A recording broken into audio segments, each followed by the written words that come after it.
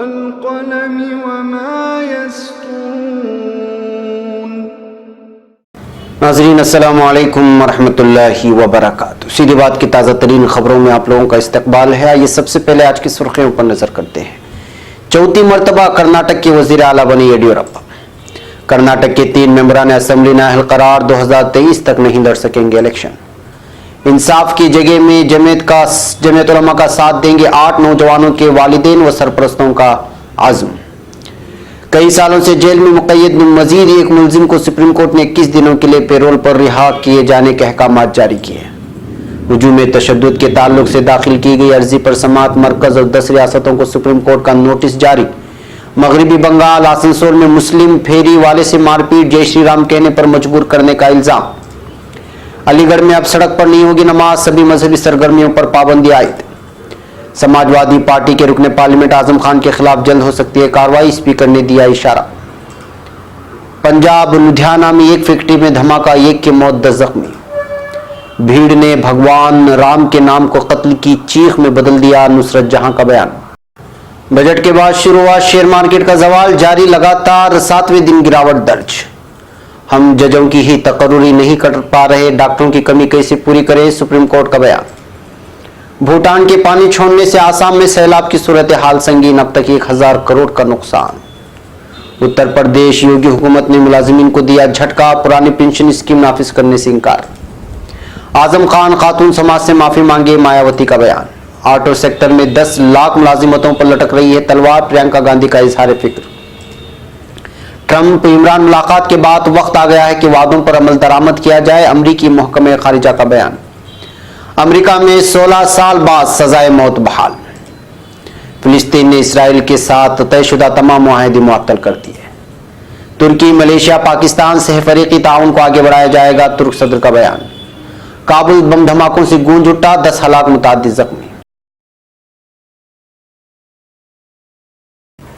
नाज़रीन अस्सलामु अलैकुम वरहमतुल्लाहि वबरकातुहू। सीधी बात की ताज़ा तरीन खबरों में आप लोगों का इस्तकबाल है। मैं अंसार अजीज़ नदवी आज की खबरों की तफसीलात लेकर आप लोगों की खिदमत में हाजिर हूँ।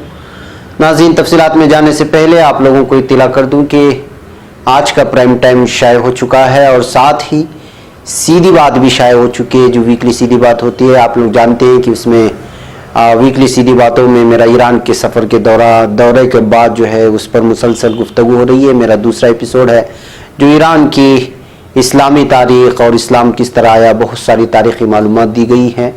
वीकली सीधी बात में जाएं, देखें। और प्राइम टाइम में भी कुछ अहम तरीन उन्वानात पर रोशनी डाली गई है, जिसमें अहम तरीन उन्वानात वो जो गाना मुसलमानों के ख़िलाफ़ था, उसका ग्लोकार को गिरफ़्तार किया गया है।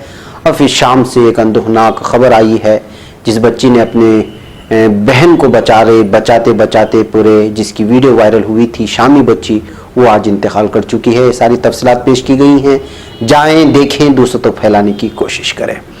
बैकअप नाज़रीन, आज की पहली खबर कर्नाटका से है। कर्नाटक बीजेपी के सदर BS येडियुरप्पा ने चौथी मरतबा आज कर्नाटक के वज़ीर आला के तौर पर हलफ ले लिया है। राजभवन में मुनक़िदा छोटी सी हल्फबरदारी तकरीब के दौरान उन्हें गवर्नर वज्जूभाई वाला ने हद और राजदारी का हल्फ दिलवाया। गवर्नर ने उन्हें 1 हफ्ते के अंदर अपने अक्सरियत साबित करने को कहा है। अगर वो 1 हफ्ते के अंदर अपने अक्सरियत साबित नहीं करते हैं तो फिर जो है यहाँ की हुकूमत में डावाडोल नजर आएगा, क्योंकि अभी तक जो बाकी 15 अराकीन असेंबली हैं वो सामने अभी तक नहीं आए हैं। अभी तक 3 जो है अराकीन असेंबली को जो है नाअहल करार दिया है, यानी कि वो अभी इलेक्शन नहीं लड़ पाएंगे और ना ही वो वोटिंग कर पाएंगे। बकिया अगर जो बागी अराकीन असेंबली हैं जो कांग्रेस और JDS के हैं, वो अगर आकर बीजेपी को सपोर्ट करते हैं, इतिमाद वोट में हिस्सा लेकर के उसको सपोर्ट करते हैं, तो मुमकिन है कि बीजेपी हुकूमत बच जाए। इसलिए कि उसके पास अक्सरियत साबित करने के लिए मजीद 7 जो है अराकीन असेंबली की ज़रूरत है। अब चलते हैं दूसरी खबर की जानिब। कर्नाटक असेंबली के स्पीकर के R रमेश कुमार ने जुमेरात को 3 मेंबरान असेंबली को नाअहल करार दिया। इन मेंबरों असेंबली में R शंकर, रमेश जारकीहोले और महेश कमथल्ली शामिल हैं। स्पीकर ने इससे पहले महेश कमथल्ली और रमेश के बारे में कहा था कि इन दोनों मेंबरान असेंबली ने गलत फॉर्मेट में इस्तीफा दिया है। स्पीकर ने कहा था कि मुझे इस बात की इत्तला नहीं है कि मेंबरान असेंबली रमेश और महेश 6 जुलाई को मुझसे मिलने मेरे ऑफिस में आए थे। मैंने अपने सेक्रेटरी को उनका लेटर लेने की हिदायत दी थी। स्पीकर ने कहा कि जब तक ये असेंबली चल रही है तब तक वो मेंबर असेंबली नहीं रहेंगे, साथ ही साथ असेंबली की मौजूदा मुद्दत कार में वो इलेक्शन भी नहीं लड़ पाएंगे। मुअज़्ज़ज़ व मुकर्रम सीधी बात के नाज़रीन, सीधी बात के इश्तिहारी मेंबरशिप कार्ड से जुड़िए और अपने कारोबार समेत अपने तालीमी व दीगर इदारों को मजबूत कीजिए। सीधी बात ला रहा है मुख्तसर मुद्दत के लिए बहुत ही अनोखा और भरपूर फ़ायदेमंद ऑफर। हमारी इस इश्तिहारी मेंबरशिप से जुड़िए और अपनी तिजारत को फ़रोग़ देने के साथ साथ इदारे सीधी बात को मजबूत कीजिए। लाइफ टाइम इश्तिहारी मेंबरशिप कार्ड की तफसीलात हासिल करने के लिए इस नंबर पर व्हाट्सअप करें, चाहे मुल्क के किसी भी कोने से या बैरून ममालिक से ही क्यों ना हो। नंबर है 9663027449।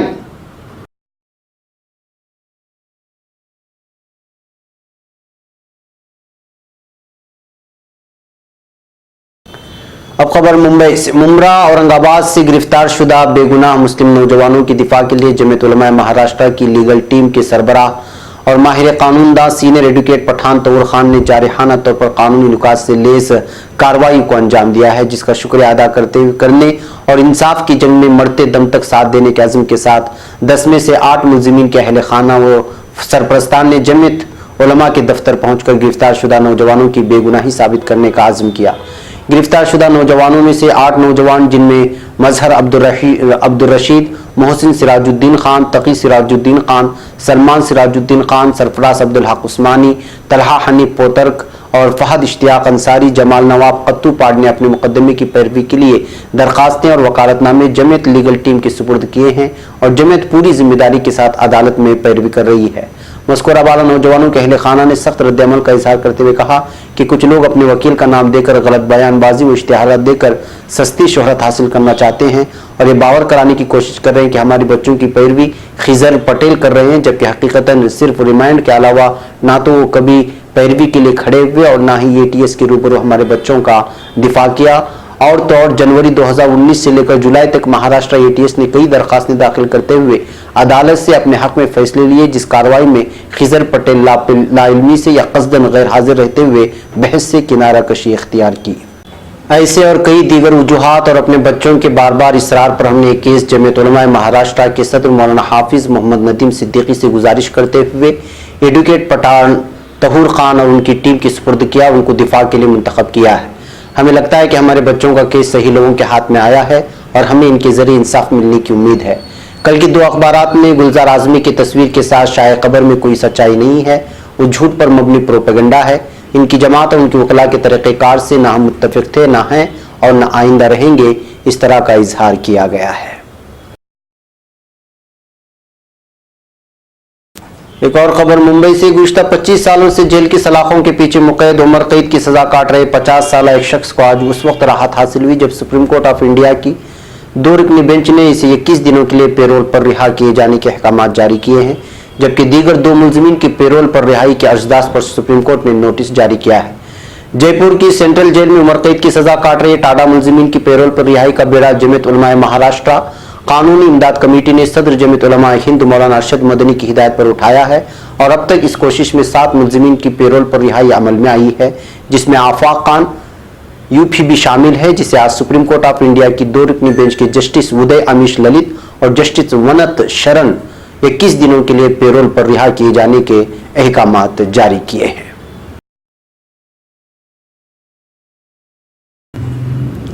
अब खबर नई दिल्ली से। हुजूमी तशद्दुद के ताल्लुक से दाखिल अर्जी पर सुप्रीम कोर्ट में समाअत हुई है। अदालत ने मरकज समेत 10 रियासतों को नोटिस जारी किया है। कोर्ट ने उत्तर प्रदेश, बिहार, मध्य प्रदेश, दिल्ली, राजस्थान, जम्मू कश्मीर और आंध्र प्रदेश को नोटिस जारी किया है। तौहीन अदालत की अर्जी में कहा गया है कि 2008 में तफसीली गाइडलाइन जारी की गई थी, लेकिन इस पर हुकूमतें सही तरीके से अमल नहीं कर रही है। यही वजह है कि हुजूमी तशद्दुद जैसे वाक़यात रोनुमा हो रही हैं।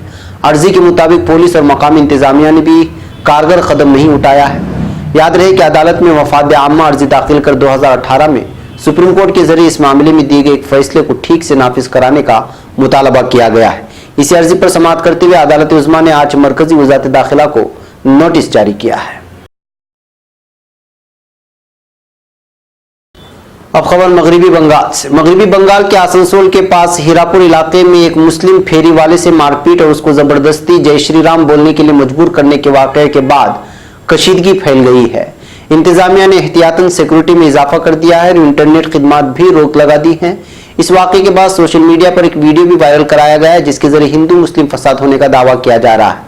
आसनसोल पुलिस ने इस वीडियो को फर्जी बताया और ऐसे किसी भी वाक़े को मुस्तरद कर दिया है। पुलिस के मुताबिक फिलहाल इलाके में कशीदगी है, लेकिन बड़ी तादाद में पुलिस एहलकारों को तैनात कर दिया गया है।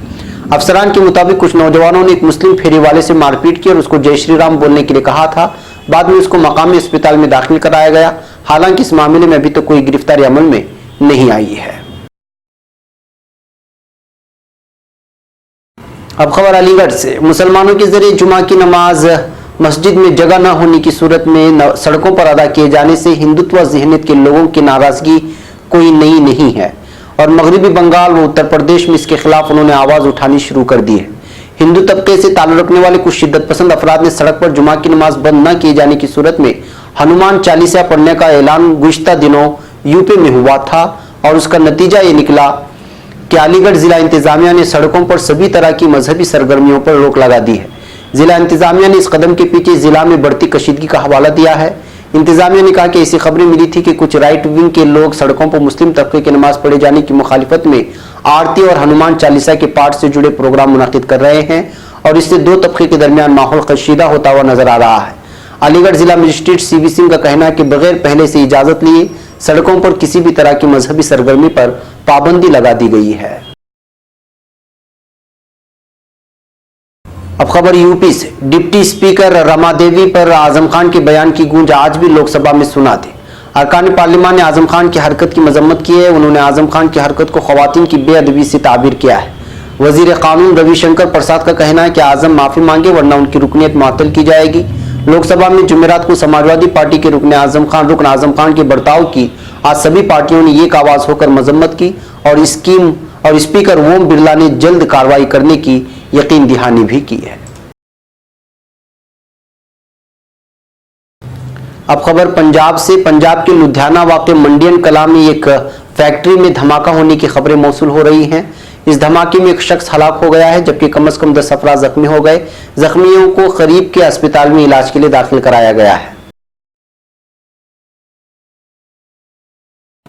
अब खबर नई दिल्ली से। नफरत पर मबनी जराइम में बेतहाशा इजाफे पर कई लोग फिक्रमंद हैं। इस मसले पर तृणमूल कांग्रेस की रुकने पार्लियामेंट नुसरत जहां ने भी अपना नजरिया सामने रखा है।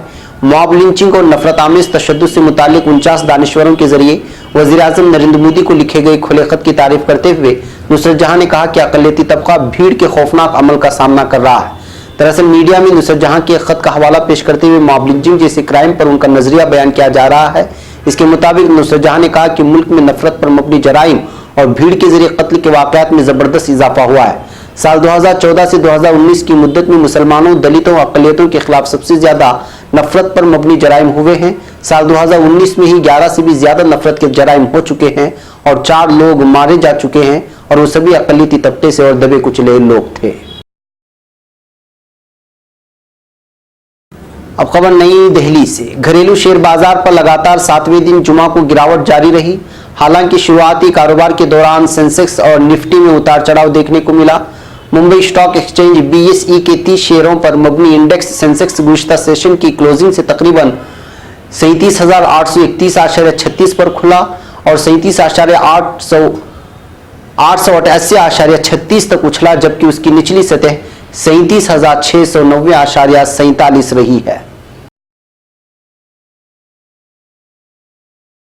अब खबर नई दिल्ली से। सुप्रीम कोर्ट ने बिहार में चमकी बुखार से बच्चों की होने वाले अमवात के तनाजुर में डॉक्टरों के खाली ओहदों को पुर किए जाने से मुताल्लिक मफाद आमा की अर्जियां जुम्मा को ये कहते हुए खारिज कर दी कि वो पानी से लेकर बिजली तक किस किस चीज की कमी पर हिदायत जारी करेगा।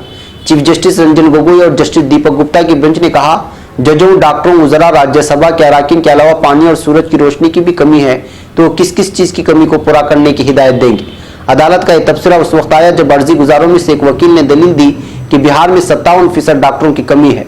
वकील मनोहर प्रताप ने बिहार में डॉक्टरों और नर्सों के बड़े पैमाने पर खाली ओहदों पर तकर्रियों के लिए सुप्रीम कोर्ट से हिदायत जारी किए जाने की दरखास्त की है। अब खबर गुवाहाटी से। आसाम के नशेबी इलाकों खासकर जिला बारपेट में तेज बारिश के बाद पैदा हुई सैलाब की सूरत हाल, भूटान की क्रीशो नदी पर बने पन बिजली प्रोजेक्ट बंद के फाजिल पानी छोड़े जाने के सबब मजीद संगीन हो गई है। आसाम के 3000 से ज्यादा गांव गर्काब हो चुके हैं। हुकूमत की तरफ से तकरीबन 2 लाख लोगों को राहत कैंपों में पहुंचाया गया है। रियासती हुकूमत के मुताबिक इस साल सैलाब से अब तक 1000 करोड़ का नुकसान हो चुका है। रिपोर्टों के मुताबिक मूसलाधार बारिश और बांध से फाजिल पानी छोड़े जाने के बाद जिले का बड़े इलाके ज़ेर-आब हो गया है।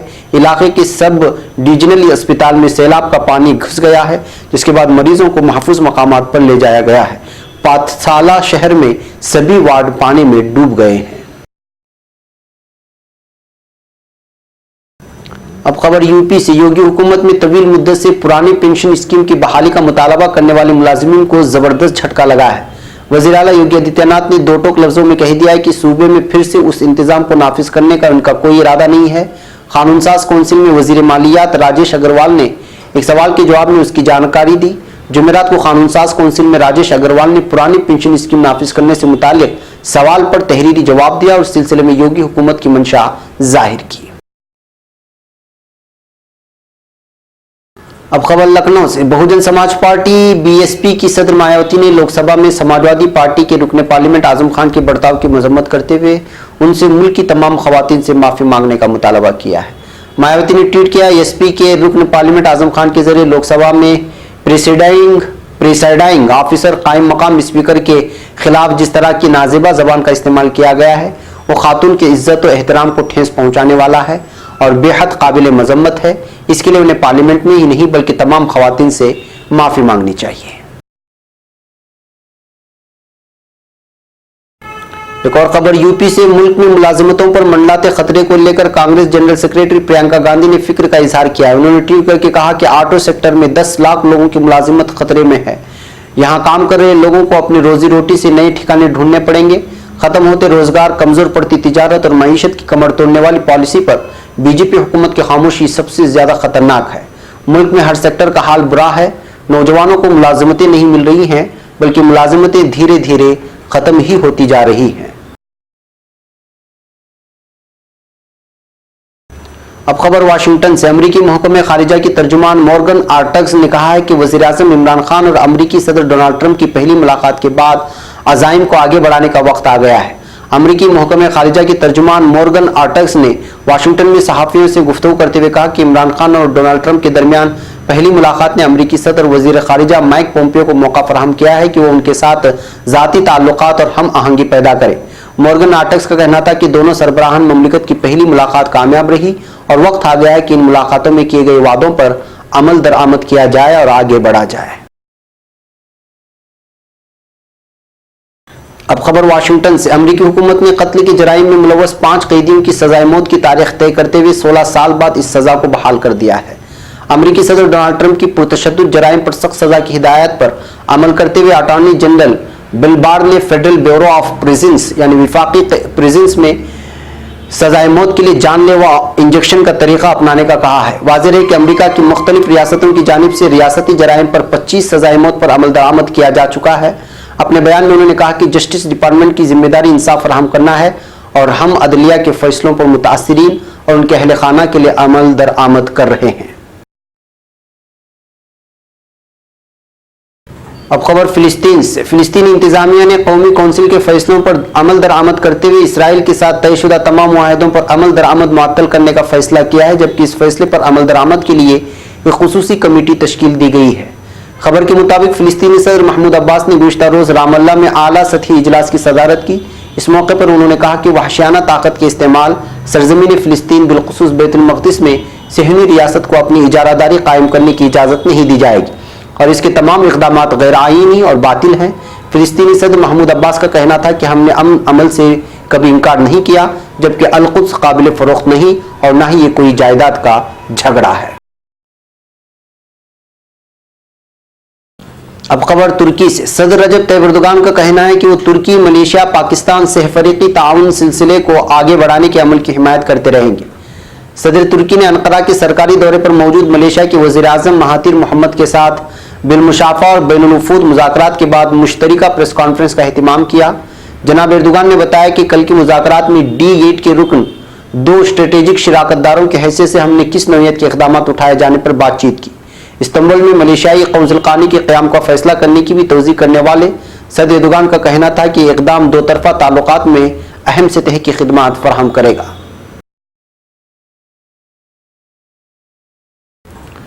अब खबर अफगानिस्तान से। अफगानिस्तान के दारुल हुकूमत काबुल में 3 बम धमाकों के नतीजे में 10 अफराद हलाक जबकि मुताद्दिद जख्मी हो गए हैं। खबर के मुताबिक एक धमाके काबुल के मशरक़ी हिस्से में हुए। उनमें से पहला हमला एक मोटरसाइकिल पर सवार खुदकश अस्करियत पसंद की तरफ से किया गया, जिसने खुद को वजारत मादनी वसाइल के एहलकारों की एक बस के करीब धमाके से उड़ा दिया। नंगरहार की सूबा इंतजामिया के तर्जुमान अताउल्लाह होगियानी ने बताया कि दूसरा बम हमला भी मशरक़ी काबुल के उसी इलाके में कुछ ही देर बाद किया गया, जबकि तीसरा धमाका मशरक़ी काबुल ही में, लेकिन पहले 2 धमाकों के मकामात से कुछ दूर किया जाने वाला एक कार बम हमला था। वाज़ेह है कि अफगान दारुल हुकूमत में ऐसा काफ़ी अरसे बाद हुआ है कि अस्करियत पसंदों ने सरकारी और अवामी मकामात को निशाना बनाते हुए शहर में चंद ही घंटों के दौरान 3 मुख्तलिफ मकामात पर बड़े बड़े बम धमाके किए हैं। नाज़रीन, ये थी आज की ताज़ा तरीन खबरें। अगली ताज़ा तरीन खबरों के साथ फिर आपसे मुलाकात होगी। हमारी पूरी टीम को यहाँ पर इजाज़त दें। अस्सलामु अलैकुम वरहमतुल्लाहि वबरकातुहू।